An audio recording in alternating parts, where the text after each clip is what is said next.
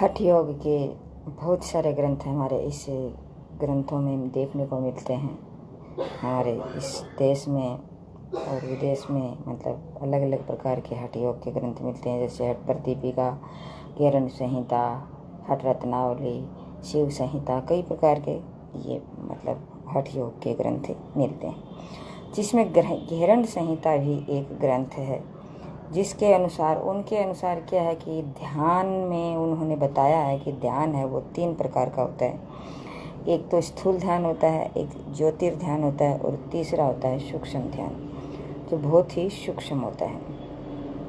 तो स्थूल ध्यान तो जैसे हम किसी मूर्ति में, जैसे मूर्तिमय ध्यान बोलते हैं उसे, किसी समुद्र पे, पेड़ पे, इस प्रकार से किया जाता है। और ज्योतिर्ध्यान है वो कुंडलिनी पर ध्यान किया जाता है, तपोमय ध्यान इसे बोलते हैं हम। और सूक्ष्म ध्यान है वो है बिंदुमय ध्यान है, जो ईश्वर, आत्मा और ब्रह्म मतलब अपने मन, आत्मा और चित्त इन पे लगाया जाता है।